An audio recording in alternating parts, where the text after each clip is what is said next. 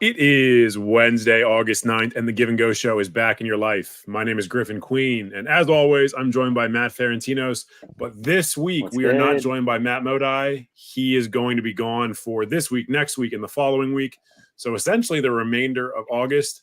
However, we are still joined by Elliot Chiotani, our dungeon master, our producer, our one day famous background, whatever you want to call him. And introducing, if you watch the List Night podcast, you might recognize him. If you don't watch the List Night podcast, you might recognize him. Andrew Simon, thanks for joining us, buddy. Thank you. Yeah. Best known as in the top 2 of 3 best looking and funniest of the List Night crew. Is that okay? I feel like I was gonna say, there might be a dig in there. I feel like maybe I'm not part of the top 2 for any of those categories, so that's tough for me. Well, I say top 2 for me, but I'm not 2. Okay. Do you think I'm going to ask you this before we get going? I'm going to ask you this, and I want you to be honest. I want you to tell the people. And Ferentinos, you're welcome to jump in on this if you have an opinion. Who is funnier between you and List Night co-host Thomas Albert? Because we know that it's not me. We know that I'm the least funny. But the two of you are very funny people. I'm curious if you do think you're funnier than him, or if you think his shotgun approach is winning the day. I was going to say that's a question for me, Griffin. Yeah, it's a question for you, Andrew. I'm curious if you have a high opinion of yourself or not. Well, I think the faithful List Night followers, the millions out there, know that Thomas swings at everything. That his number of jokes that land is probably higher than my number of jokes that land. His batting average is around 0.004%. Wow. So he's swinging at everything. I can't believe they're letting him have that many pitches. And they're keeping him. I mean, I guess I wouldn't refer to List Night as the majors. I probably wouldn't even call it like single A ball. We're like, what division are the Savannah Bananas in? I think they're in their own division. I think that's just okay. We're in the division below that. Can we make basketball? We try and do what they do, but we're not good at it. Can we make basketball references only? Division M. We could do basketball references. We're like the U15 Real Madrid EuroLeague team. That's where we are on skill level. Yeah. Well, also, hey, those kids are nasty though. So I mean, right, but I'm not. They're also 14 years old. So I mean, look, there's none of them are over 6 feet tall. Griffin, the only other thing I wanted to say from your intro was that I didn't realize that Modi was going to be out for 3 weeks. I thought it was just this week. So I only got my check for filling in for this week. So I don't know if I'm going to, do those come in installments or how does that work? They come in installments. Yeah. Because of all the tax evasion, we do one via check, one via PayPal or X or whatever you want to call it. And one will either be Zelle or Venmo, depending on which app I've been banned from by the end of the month. Yeah, fair enough. Yeah. No one else is getting paid, but hey, look, guest hosts, they got to get paid. They got to eat. They got kids to feed. So we know Griffin's a West Coast man, likes the Lakers, also the Wizards. Do we want to figure out who Andrew's NBA team is, who he follows? I don't know if the fans. I don't know if it's been public. We've got a whole list of questions for Andrew because there really isn't that much basketball to talk about this week. But I did prepare some lists for him. I will admit, I'll break kayfabe a little bit. I did tell him ahead of time what those questions were going to be so that he wasn't taken completely by surprise. Because again, if you have watched List Night before, when we like to surprise people with things, they tend to crash and burn. It's good practice for any high production show. I mean, if you watch like a late night talk show, which I don't think anyone has since 2010, but like the host will always be like, hey, so yeah, I heard that you have a 7-year-old son who's doing soccer now. Tell us about that. Like, you didn't know that. That was a producer thing in the background. I will say I'll watch some Conan clips on YouTube, but I don't know. I think you're probably right. The last time I watched anything late night on TV, maybe 2010, maybe early college for us. It's been a minute. It's been a long time. Whenever not Craig Kilborn, who was the Irish guy, Scottish, Irish. Craig Ferguson. Craig Ferguson. Yeah. Whenever Craig Ferguson stopped being on the Late Late Show, that's when I was absolutely out. He was hilarious. He was a funny guy. Arguably the best to do it. Too good for underappreciated. Yeah, well, that's what happens when your show goes on at 1 a.m. Yeah. So to Ferentinos' question, obviously I'm a Lakers and Wizards guy. Ferentinos, everyone knows, is a Nets guy. Although sometimes he's a Mavs guy. I feel like at one point he might have been a Cavs guy, a Heat guy, a Warriors guy. He might be a Spurs guy this year. Who's your team? Who do you root for?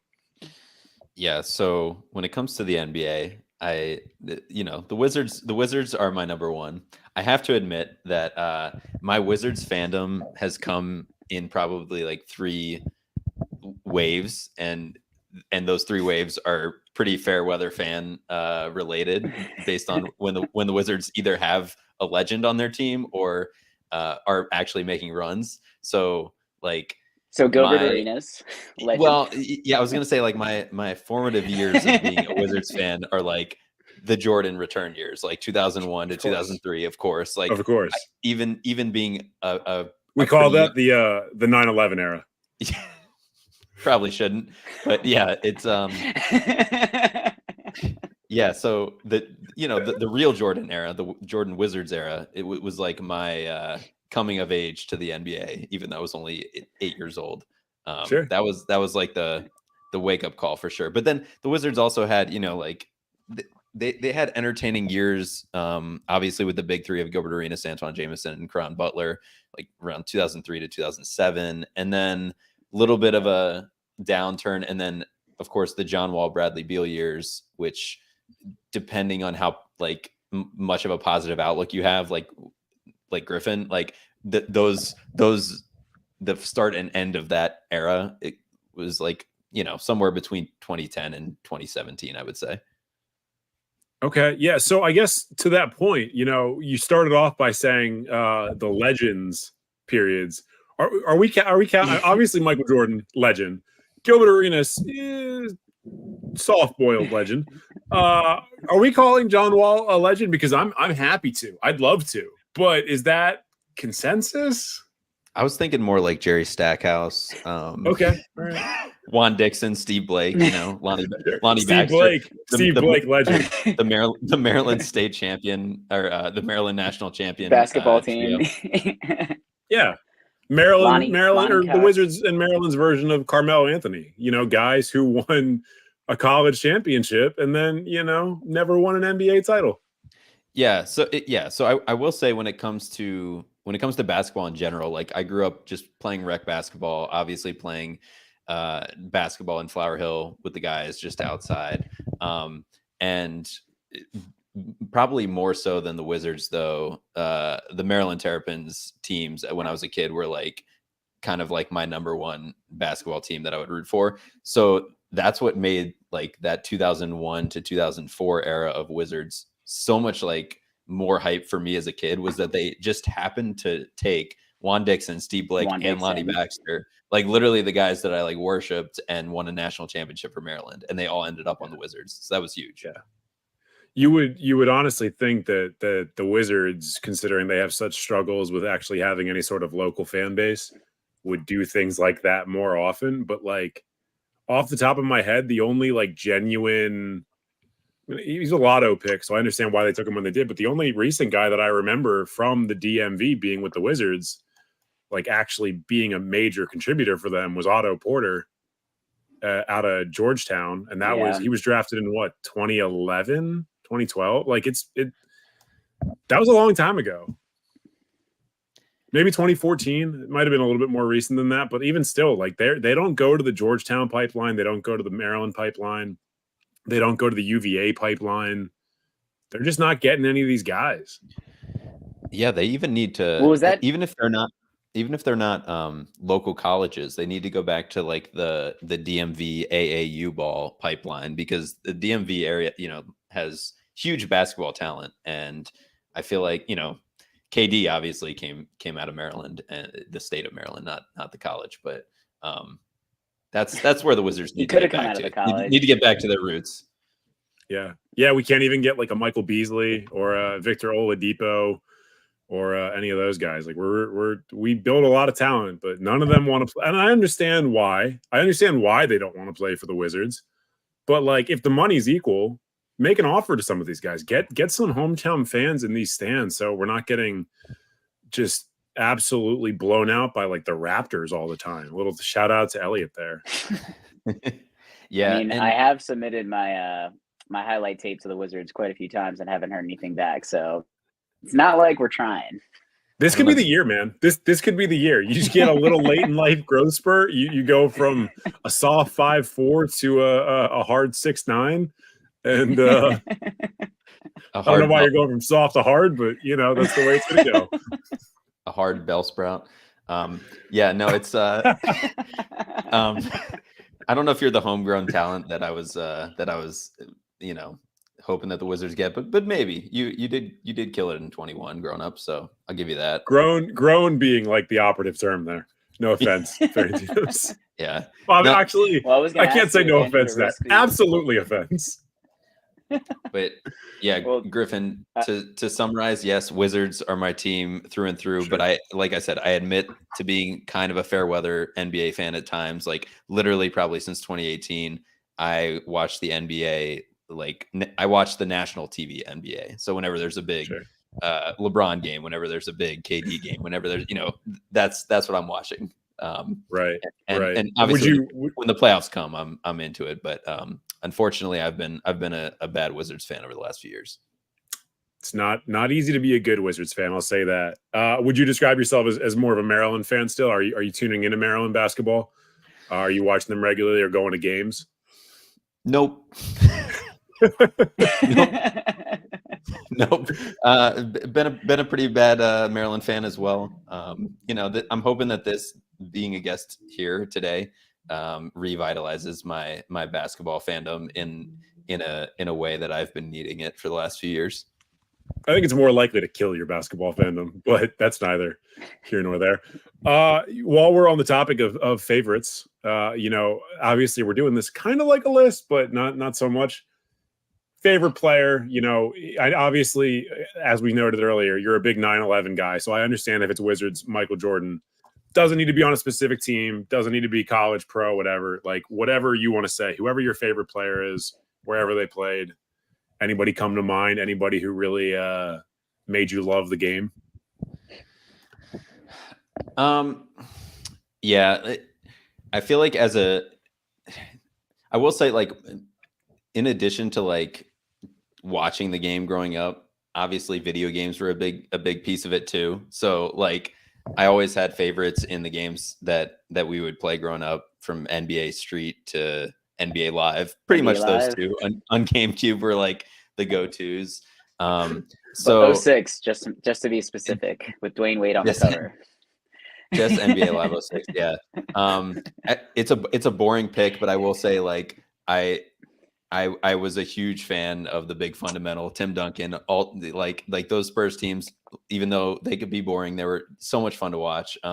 And you know, I jest with you, Griffin, but I've also always been a Shaq guy. Shaq is just the most dominant player I've ever seen, and I know it. And I know it. And he's also hilarious and can rap. So I don't think it's a boring pick to say Tim Duncan. I think, yeah, the DM just said it in the chat. Literally never heard anyone say Duncan is their favorite player. I have heard people say it, but like if you're talking about that era of basketball, Tim Duncan's not cracking most people. For talent, he might be number one.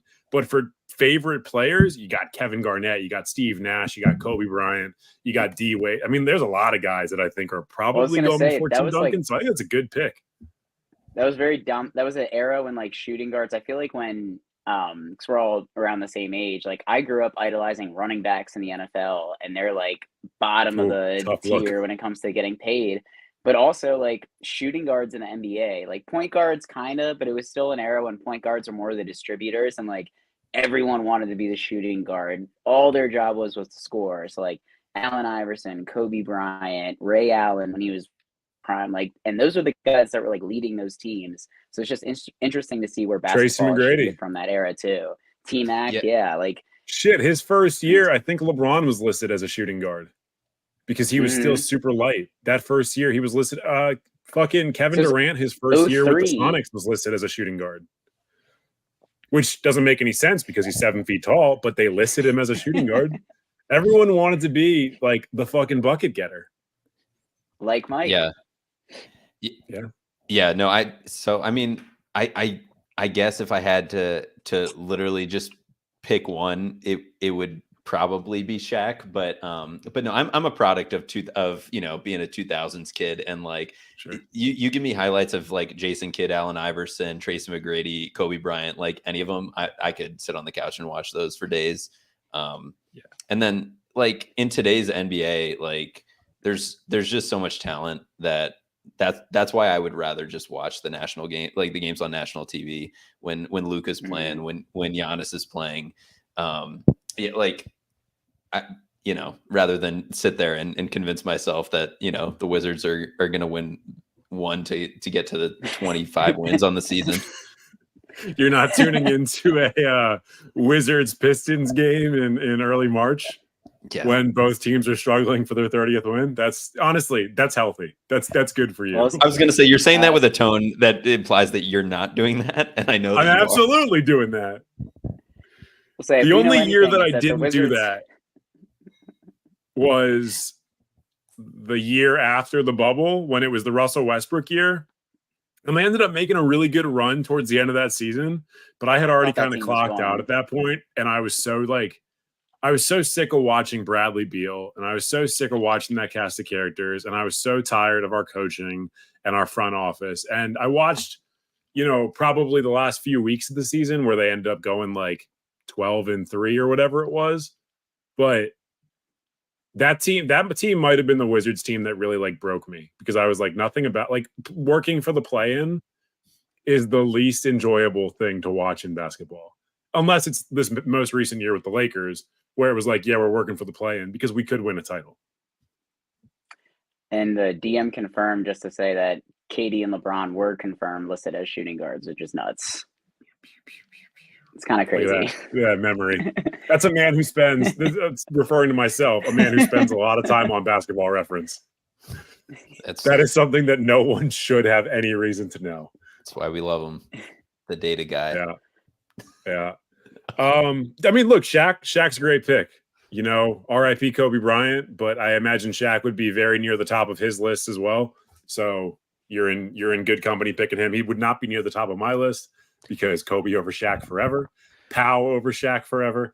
But like I know that more popular picks are people like AI and Steph, because they're like smaller guys and more fans can like look up to them and be like, oh, that's a more realistic, like if I just get really good at shooting or get really good at handles. Like, no, I don't want that. I want something so unachievable, this like mammoth of a dude who's just going to dominate the other teams in a way that like no little kid can ever aspire to actually be.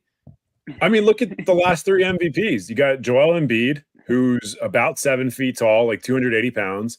You've got Jokic 2 times in a row, who's about 7 feet tall, probably about 280 pounds.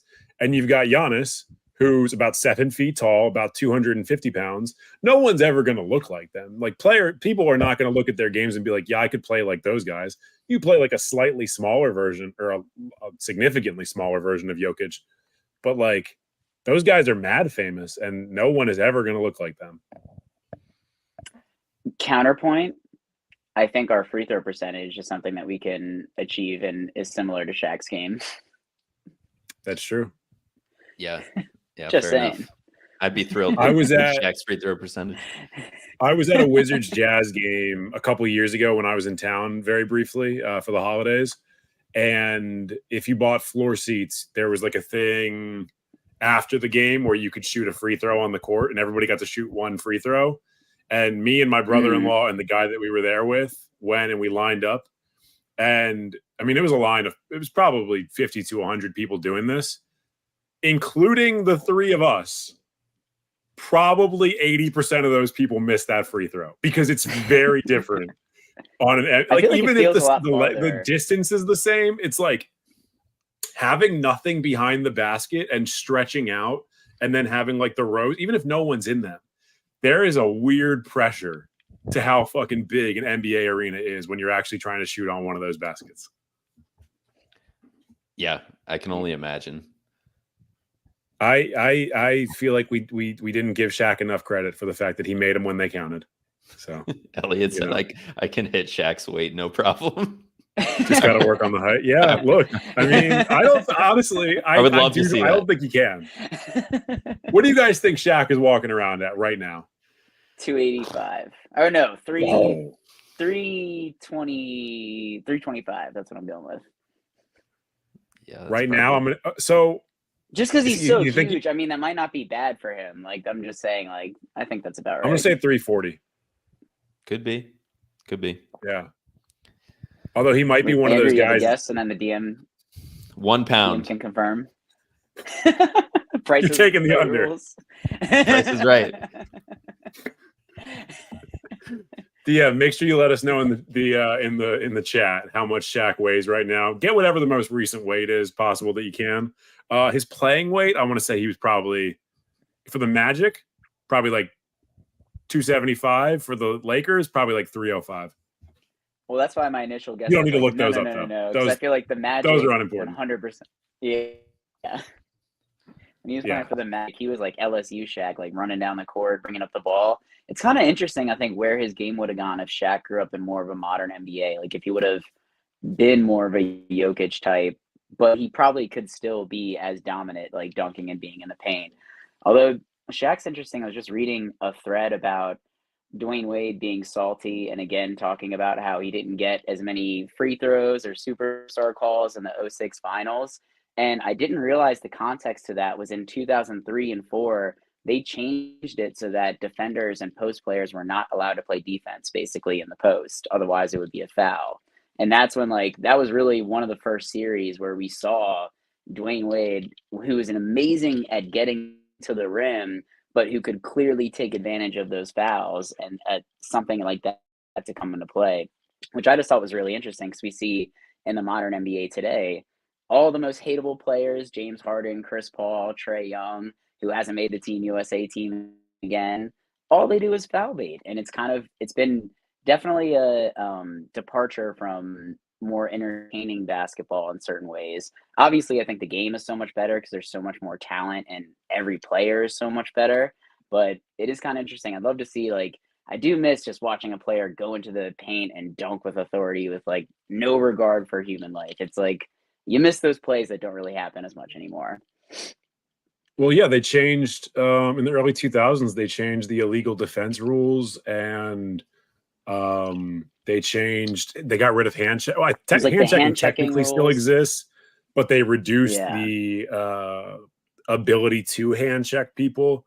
And you used to have to cover somebody, so you couldn't have guys out in open space that would rotate onto somebody. So everybody was basically in single coverage all the time, which is how Shaq obviously was able to just barrel to the rim, because you couldn't have 3 bodies on him. He wasn't getting triple teamed until he entered the paint.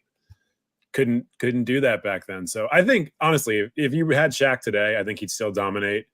Obviously not at his current age or weight, but if you had like prime out of college Shaq, I think he's one of the best athletes that we've probably ever seen, to be that size and that height and as athletic as he was. I mean, the guy was incredible.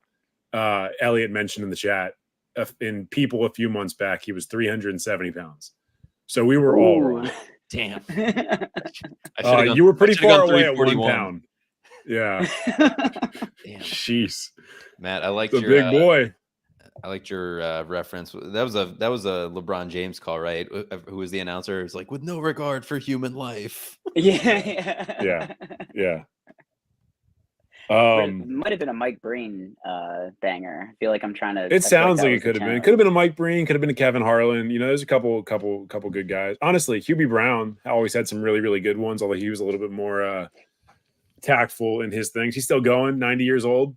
Gotta respect him. Did we announce? We're really happy that Mark Jackson. Well, not that anyone loses his job, but that we don't have to hear him talk during NBA. No, I'm happy that he lost his job. I think Mark Jackson's a piece of shit. That is like, Mark Jackson is not like random Joe Schmo that collects garbage every day, making $45,000 a year, who I'm going to be like, oh no, I got to fight for this man's job. Mark Jackson has made enough money that I don't feel bad about him losing his job. Fuck that guy.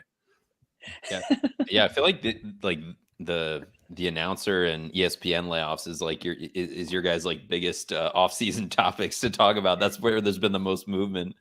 It's just in the Look, if fucking Dame Lillard would ever get traded somewhere, maybe some other things could actually happen. But for the time being, you've got like 28 other teams that are waiting on one guy to go somewhere else, and we all know where he's going. It's so annoying. It's like, and then I guess Trae Young getting snubbed. Well, not really snubbed from the Team USA team has been a thing. I've seen like headlines of people being like, it's ridiculous that he's not on the team. All he wants to do is play for Team USA. It's like, well, if he does, then I think he should try to adapt to be more of a team ball player. I understand the reason why you would go Brunson and Halliburton over a Trae Young, but I don't know. Do you think it's a legitimate snub, Griffin, or do you think he deserves a spot on Team USA?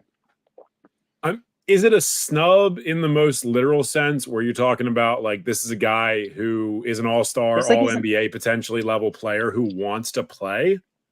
Yeah. Yes. Is it a snub in terms of putting out the best team possible? No. I mean, I think that they've put out basically of the young guys in the league, they've put out the best team possible. I was curious, how you felt about who they were starting in the lineup. We can probably talk about that honestly next week or the following week once we get to FIBA. Mm-hmm. Because they're still talking, potentially they might put Austin Reeves in the starting lineup in place of Jalen Brunson. They might put Tyrese Halliburton in the starting lineup in place of Jalen Brunson. Like they're still kind of playing with it while they go through workouts. But we'll know a little bit more. What is it? It's August 9th. I think it starts on August 25th. In the next 2 weeks, we should have an idea of who their actual fixed lineup is going to be. And we can talk about it a little bit more at that point. But I don't feel bad for Trae Young. Like I feel, let me say again, I feel bad for him. It sucks, but his game is not conducive to what you need for international basketball. It just isn't. Yeah. And that's what I was seeing a lot of. It's like, you don't think that, Steve Kerr and Greg Popovich didn't know what they were doing when they're putting teams together. And I think like roster flexibility is clearly the thing that they want to go for when it comes to FIBA is like, every team's going to be different, trying to match up with different players. And if you're not going to go over screens and you're not going to be a good team player, and you need to have such a high usage like Trae Young, definitely not the most conducive for like winning basketball or team basketball. But I just wanted to hear your thoughts on that. Also, love the AR-15 to Mikal Bridges highlights that you were setting. It's a great relationship between the two of them. You say that. If Bridges gets traded or leaves in free agency to the Lakers in a couple of years, I don't think you're going to love it quite as much. And I don't think we should rule that out just because, I mean, he's an all-star level guy who's, building his fame, I would say. And LA is a great place to do that, particularly if the Nets decide that this is not the core of their future. But no, it's two young guys who are both like under 23, 24, who are both incredible off ball, on ball defenders. Like they do everything. They both do everything.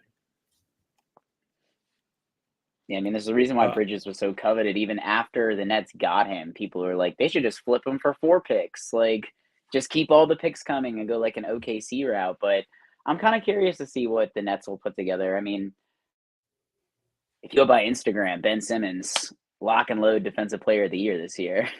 We're looking forward to the best Ben Simmons season since he was on the all defense teams and was like he's like 4th place for defensive player of the year one year. Like he was up there.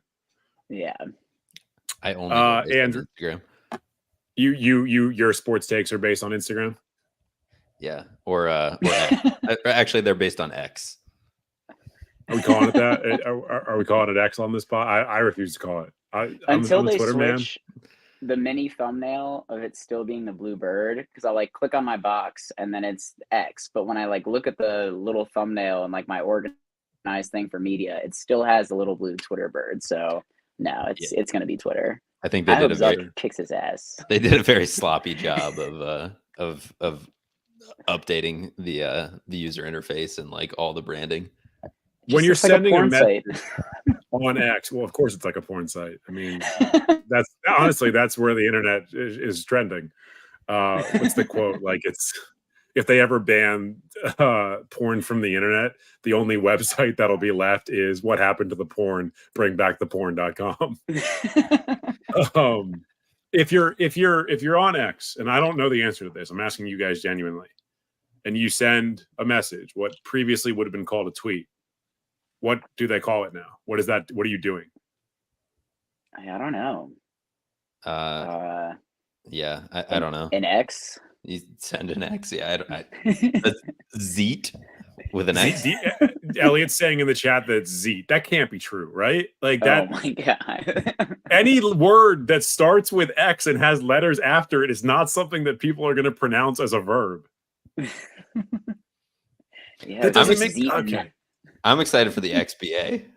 First the XFL, then X, and now the X. I say XBA. Well, did you see what's back? Did you see it was going on when I was in Vegas a week or two ago? Slam Ball's back. I saw, yeah, I was flipping around ESPN Plus and I saw some Slam Ball going on, and I was like, are they really playing this from 2001? Again, great year. No, it's new. It's new. Yeah. Also, big flex that Andrew apparently has money. ESPN Plus. Oh no, I use Matt's. I use Matt's at ESPN Plus. Well, Matt last week, I don't know if you saw this, tried to give out my Crunchyroll login to anyone watching the Give and Go show. So everyone's sharing one account for everything, it seems. Well, that's I kind why of get the why two-factor authentication is just very annoying. Yeah, well, that's kind of why we need it. Andrew, I've got a couple more questions for you, and then I think we're going to get out of here. Like I said, we don't really have a whole lot of basketball to talk about this week. We've got summer camps happening for FIBA.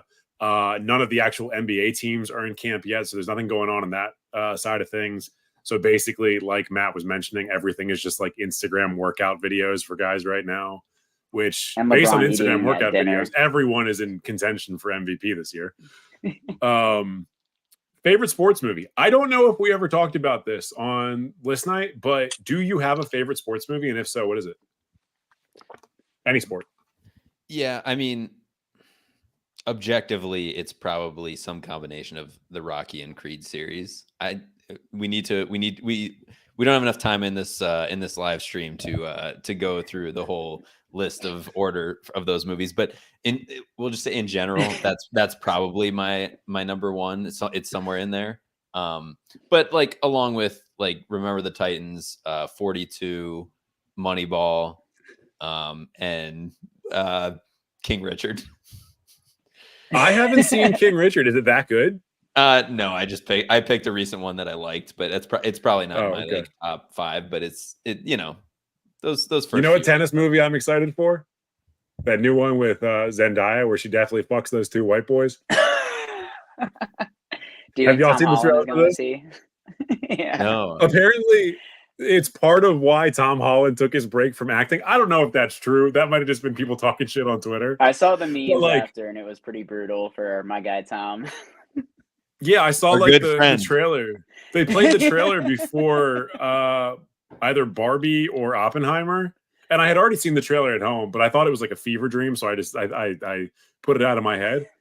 She's definitely getting a train run on her by these two like little like 5'8" white boys. So Matt, you're in contention. Elliot sent a link, but I'm not going to click on it because I'm not going to click computer.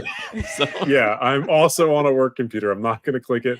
You'll just say save for work after the fact, Elliot. We're not playing those games. Good list. I really like that you brought it back to our Rocky days of determining which is the best Rocky movie. Crazy that we had that entire argument. Granted, we had it for years and years before the Creed series even existed, and now you could very reasonably make an argument that the Creed movies would be in the top 4 Rocky movies. But yeah, but the more I'm looking at this list, I have boxing, football, baseball, and tennis. So I need to give a basketball movie, and I'm gonna go with Love and Basketball. Great choice. That's a good choice. I thought you were gonna go Joanna Man, but glad you went Love and Basketball.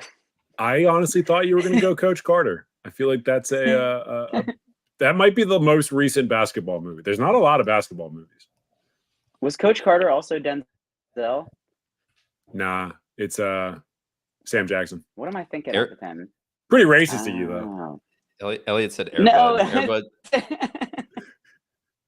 Airbud. I feel like Denzel could be a good coach in any movie. You know, maybe it's just too much Remember the Titans. But I was honestly going as like thinking of, because I'm currently not in my home of Charleston, but still close to the beach on a family vacation. Sure. And we were talking about at the old Frederick Keys days where we would go and watch the movies on the screen and do like a sleepover there.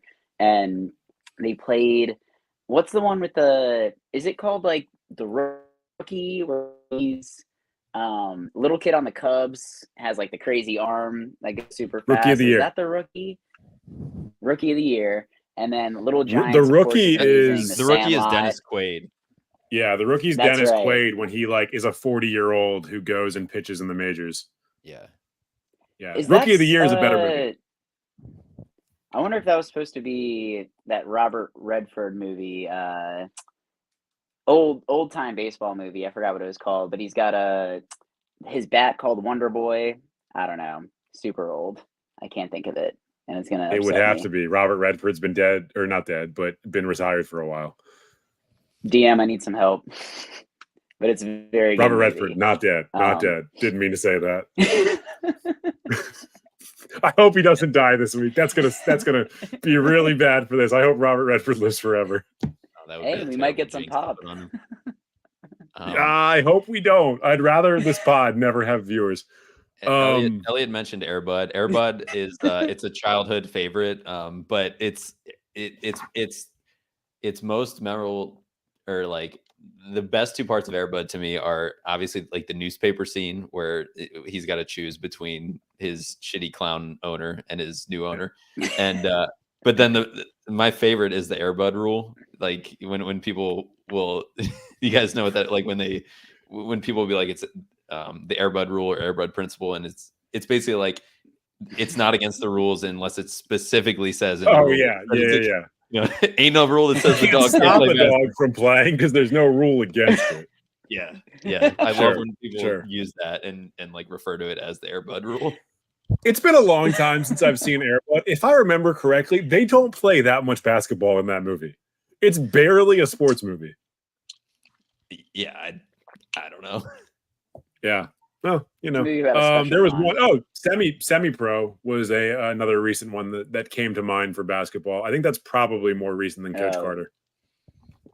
Classic Jackie Noon. Dodgeball's good sports movie.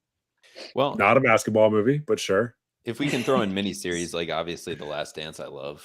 It was a perfect COVID watch. Ferentinos and I watched some of that together when we were semi-quarantining together, which when I say it like that makes it sound like something weird. I thought you were going to say semi-nude or something. Yeah, I thought this was... We probably were semi-nude. We were probably not wearing shirts. That sounds like the two of us. This is Love and Basketball too. Honestly, the one dance. Nobody wants to see.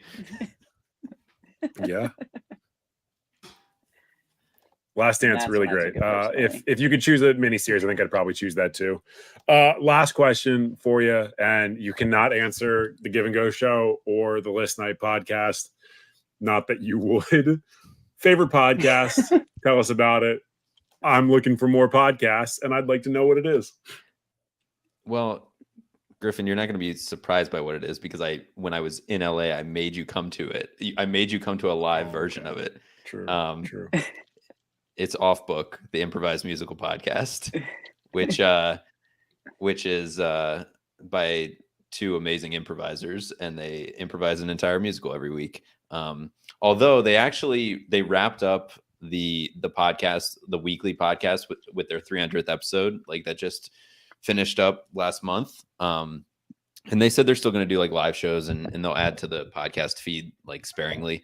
But then they dropped an episode last week, and it was 3 hours long, and they like recapped the first 100 episodes, and they're going to do 2 more episodes where they like do a quick like review of all 300 of their episodes to kind of like come up with like themes and like characters that they liked that they created on the spot, improvised, to end the show with a fully scripted musical that they're actually going to write based on their improvised musicals that they did 300 of. So I can't wait for it. There's so many layers to that. That's like the most inside baseball version of improv ever. I'll probably check it out because if you like it, I imagine it's at least decent. Not that you're like the purveyor of great things, but you've got some good takes. So, yeah, I will say when we went to see them live, that was one of the funniest nights of comedy content, musical, whatever you want to say, that I've ever been to. So definitely worthwhile. I will check out the pod. I don't think I've ever actually listened to the pod by itself.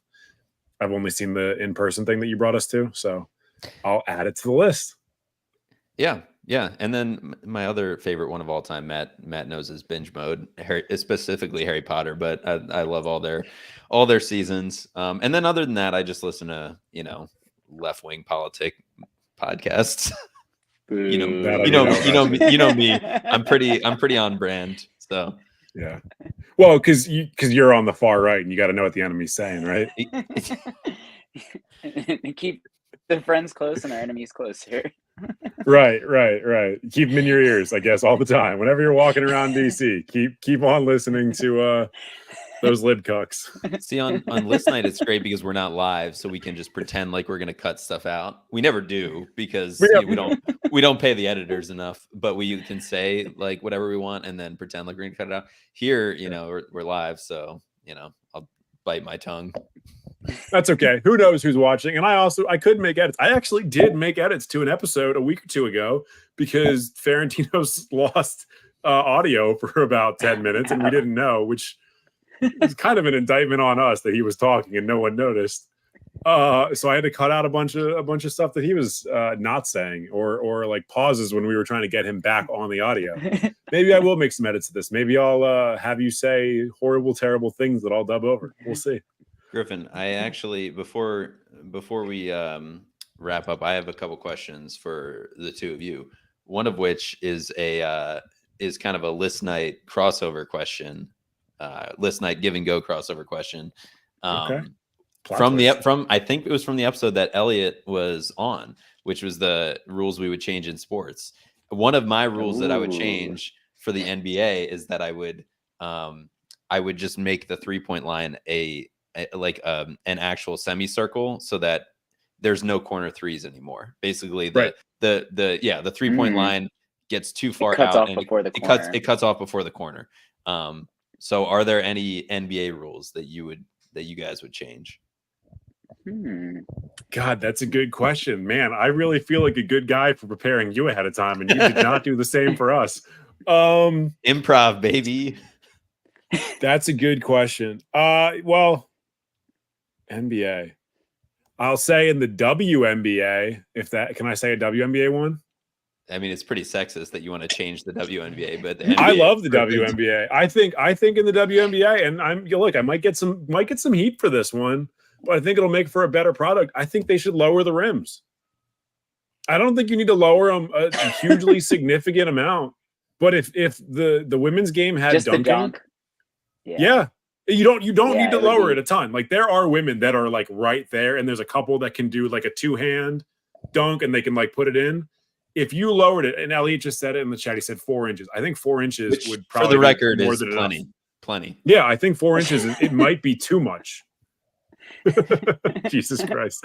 I just realized what you said. Yeah, let's make sure we get that on the record. We do need that on the record that is more than enough. We're both in agreement on that. Correct me if I'm wrong. The ball is already a little smaller, right? It is. Yeah, the ball is a little bit smaller. I think if they're already making changes to it, it would make it a more entertaining product. So I kind of agree with you there. Yeah. Ball's a little bit smaller. I think like I saw game length is the same. I saw the post comparing. I forgot who won the 3-point contest in the WNBA, but she set the record, like highest percentage ever. Yeah, she missed like one shot. Like the entire time, she missed like one shot. Who's a better shooter, her or Steph Curry? And I don't want to disrespect. Please, Elliot, if you could give me a name so I can sound a little more knowledgeable here. But they're using a smaller ball. I think like if Curry used the WNBA ball, he'd never misses a shot. That's just my opinion. But I think it would be cool Sabrina, to see. I think it's Sabrina, right? Yeah, Sabrina Ionescu. Okay. Yeah. She made 37 of a potential 40 points, I think. Which is insane and still like WNBA players are also. I'm not one of those people that could say I would be able to compete because I ball and I could play WNBA. No way, I would get waxed. They're so no, good. they'd break you. They'd break you. Yeah. I'm not gonna say like, oh, I could fight a bear. I'm not one of those people. I'm more realistic in that way. But you're not a guest on the Joe Rogan podcast. Not so much of a liver king over here. Jamie, pull up that video of that guy fighting that bear. You got to pull up that video. She missed 2 shots according to the DM, so that's fucking crazy. Yeah, she insane. But rule changes wise, get rid of the flop. I think if you flop, it's a technical foul. Specifically, Marcus Smart, Kyle Lowry. I hate it so much. It's such a dumb rule. It rewards the defensive player for not playing defense, because instead of actually getting in a defensive stance and trying to stop the player from attacking the rim, they just throw themselves in front of the player, which is like it's a very dangerous move in my opinion, and leads to like so many players just landing on people's feet, blah, blah, blah. But also make goaltending legal. Why not? Let's bring it back. Make it more entertaining. Used to be legal. Yeah. I actually have another one. I like both of yours. I think both of yours would improve the game. I don't know if this one would improve the game. It might make it way worse. If a team is up by 20 points or more and they hit a 3/4 shot, 3/4 court or more shot, game's over. They win the game. Over. that like you can mercy rule your opponent, but you have to hit a 3/4 court shot to do so. Ooh. Because if you're shooting those and things are like, let's say, Lakers are playing the Wizards. Wizards are down 20. Of course they are. And the Lakers start just trying to jack those. That's a lot of rebounds for the Wizards to collect and like actually set an offense if they keep missing those shots. Like there's a lot of potential ways at that point for the Wizards to try and get back in the game. But, you have Austin Reeves from deep, 90 feet away. He jacks that shit up. Game over. We're going home. Only 32 minutes into the game. So the Warriors would never play. You think Steph Curry never played 4th quarters before? Like I could just imagine those Warriors teams ending the game in like the 2nd quarter with a 3/4 shot. Great. They stay healthy. Warriors, and people bitch about superstars not playing. They would stay healthy all season. I don't hate this. Basketball is such a game of runs and momentum, though, that I feel like there's plenty of games where a team's down 25, and then with 4 minutes left in the game, it's tied up again. Particularly now with the 3 ball and like the pace and space offenses and all that shit. I was just gonna say, basketball's always, since its inception, been a game of momentum and a game of runs. But I feel like since like the 3 ball era, it's gotten more to the point where it's like, oh, the team I thought was going to be winning is down 20. Like I'm not going to worry until there's 5 minutes left in the game, just because it changes so quickly. That is one of the things that I hope that they try. And I mean, we talk about this all the time about how much they favor offense. That's one of those things that I really hope they change sometime in the near future, because I think that makes the game so much less interesting if you only care about like 4 to 6 minutes of basketball. It used to be, and Phil Jackson talks about this in a couple of his books. It used to be once you hit the middle of the 3rd quarter, that's when the game got serious and guys started caring. Now it's like 5 minutes left in the 4th quarter. That's a bad move in the wrong direction. You need more of the game to matter, not less of it. Here's another rule change: hockey substitutions. Just chaos. Yeah. Just no timeouts, just players running in and out, like fast break opportunities, or guys are going off for rests. Like just keep it going, nonstop action. Are you being penalized if you have too many guys on the court at one time, or do you get like a little bit of leeway? It's like the little leeway where you see the guy clearly going to the box and the ice, and like if you're like stepping off and the other guys, but you have to like run through the designated zone. You would have to go through the substitution box like it is in the NBA too. But like check-ins would be great. I think it'd be pretty fun to watch a game where there was hockey substitutions.